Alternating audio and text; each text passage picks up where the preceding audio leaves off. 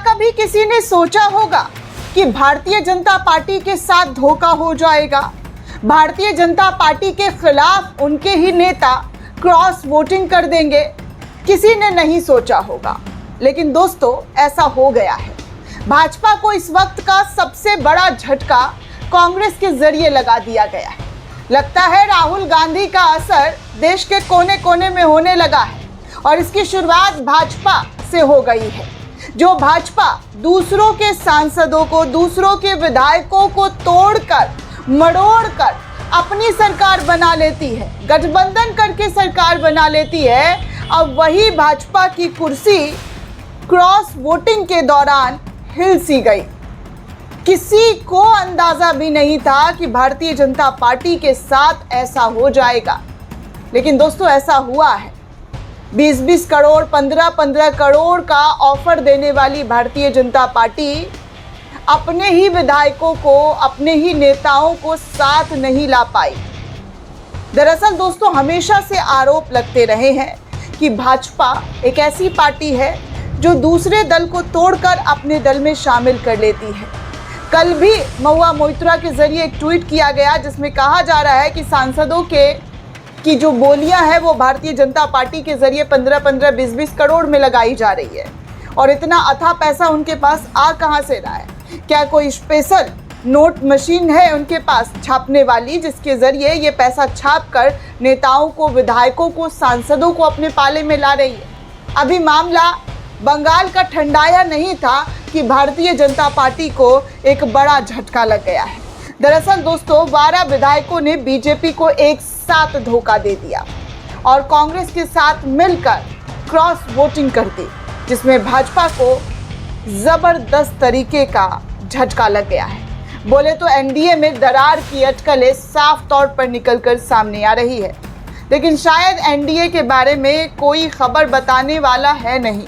जैसा कि मैं हमेशा कहती हूँ, एनडीए के बारे में आप हमेशा मेन स्ट्रीम मीडिया में अच्छा ही सुनेंगे कि मोदी जी का डंका बज गया, मोदी के नेताओं ने जो है विश्व में इतिहास जो है रच दिया है।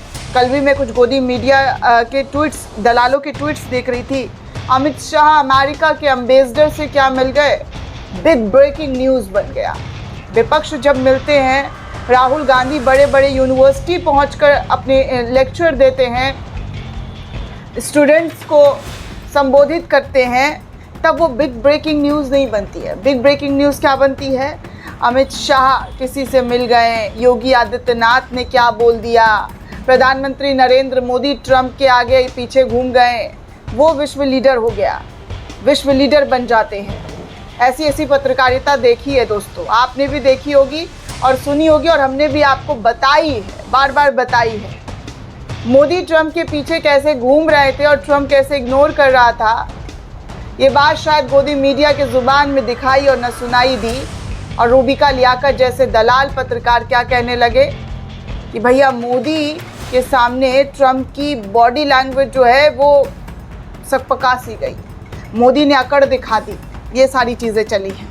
खैर, मोदी ने क्या अकड़ दिखाई है, क्या अकड़ नहीं दिखाई है, वो तो बात की बात है। इस वक्त मोदी को उनके विधायकों ने ज़रूर अकड़ दिखा दी है, उनके नेताओं ने ज़रूर अकड़ दिखा दी है, क्योंकि भारत की राजनीति में इन दिनों विपक्षी खेमे में लगातार खबरें जो है आ रही थी कि भैया विपक्ष के खेमे में सांसद टूट रहे हैं, विधायक टूट रहे हैं। लेकिन ये पहली बार ऐसा हो रहा है दोस्तों जिसमें केंद्र की सत्तारूढ़ एनडीए गठबंधन को तगड़ा झटका लगा है। अब मीडिया वाले भी ये लिख रहे हैं दोस्तों, चलो किसी ने तो हिम्मत दिखाई, किस तरीके की बातें वो लिखते हुए नजर आ रहे कि भारत की राजनीति में इन दिनों विपक्ष खेमे में टूट की खबरें तो लगातार आ ही रही थी, लेकिन सालों बाद ये पहला ऐसा मामला सामने आया जिसमें केंद्र की सत्तारूढ़ एनडीए गठबंधन को तगड़ा झटका लग गया। कर्नाटक में गुरुवार को घोषित हुए विधान परिषद चुनाव के नतीजे में कांग्रेस ने 5 सीटों पर आरामदायक जीत दर्ज कर ली और इस जीत के साथ ही विपक्षी यानी कि भाजपा जेडीएस गठबंधन के खेमे में हड़कंप मच गया। चुनाव के आंकड़ों से ये साफ हो गया कि विपक्ष के कई विधायकों ने पाला बदलकर कांग्रेस के पक्ष में क्रॉस वोटिंग की, यानी कि इसका सीधा असर भारतीय जनता पार्टी पर पड़ा। इस भीतरघात के बाद अब कर्नाटक में एनडीए के नेता अपने ही पार्टियों में छिपे गद्दारों की तलाश में जुट चुके हैं। चुनाव में गद्दारी के पुख्ता सबूत तो मिल चुके, लेकिन गुप्त मतदान होने के कारण दोषियों का कोई स्पष्ट सुराग नहीं हाथ लग पा रहा है। कांग्रेस उम्मीदवार विनय कार्तिक सबसे ज्यादा 32 वोट पाकर विजय घोषित हुए। ये संख्या जीत के लिए जरूरी कोटे से कहीं अधिक थी और कांग्रेस विधायकों की अपनी ताकत से भी काफी ज्यादा थी। तो जाहिर सी बात है, भाजपा और एनडीए गठबंधन के लोगों के जरिए ही भीतरघात करके कांग्रेस के नेता विधायक को जो है विजय हासिल करवाया है।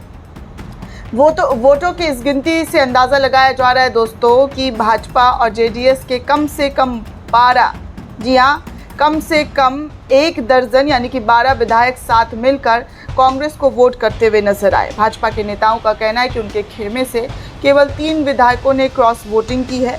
भाजपा ने आरोप लगाया कि जेडीएस के कम से कम 8 विधायकों ने कांग्रेस उम्मीदवारों का समर्थन किया है। जेडीएस नेताओं ने भाजपा के इस दावे को सिरे से खारिज कर दिया। उनका तर्क है कि उनके खेमे से केवल 4 वोट ही कांग्रेस को जा सकते हैं, बाकी तो पूरी मदद भाजपा विधायकों की तरफ से ही मिल रही है।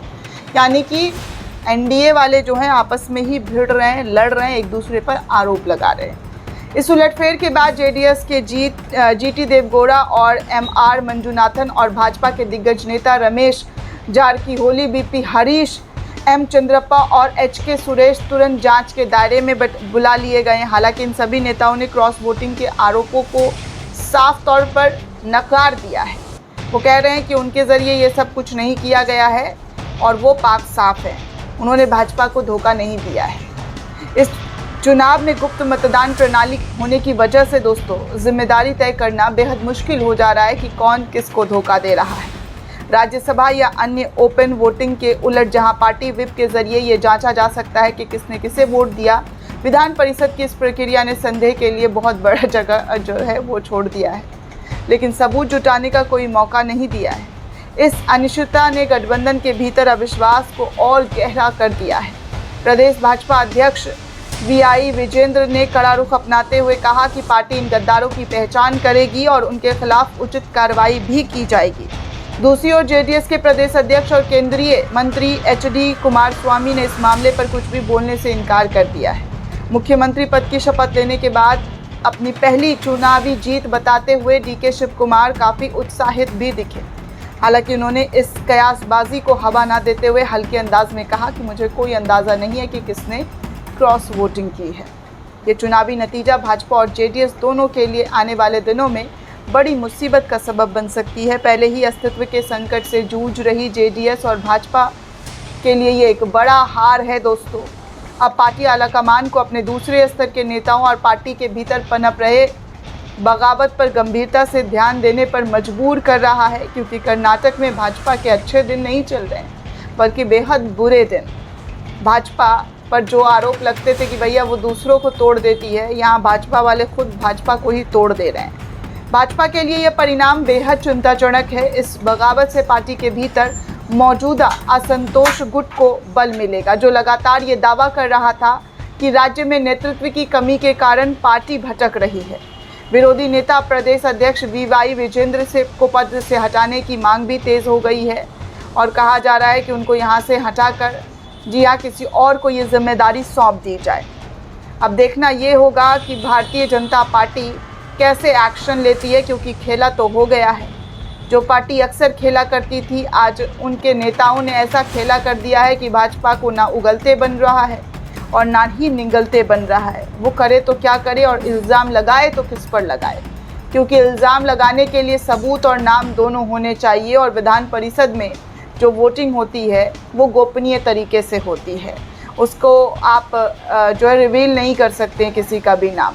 और इसी मौके का फ़ायदा उठाकर भाजपा को जो झटका दिया गया है, अब वो सर पकड़कर ये सोचने में लग गए हैं कि करें क्या करें, किसको निकालें, किसको तलब करें। जिन लोगों पर इन्होंने आरोप लगाए, जिन लोगों को तलब किया, उन लोगों ने भी अपने हाथ खड़े कर दिए और कहा कि भैया बख्श दो, हमने ऐसा कुछ नहीं किया। सब एक दूसरे पर फेंकने पर लगे हुए। दोस्तों, ये पूरी रिपोर्ट आपको कैसी लगी हमें कमेंट करके ज़रूर बताइएगा। साथ ही साथ चैनल को ज़्यादा से ज़्यादा लाइक, शेयर और सब्सक्राइब करना बिल्कुल भी ना भूलें। शुक्रिया दोस्तों।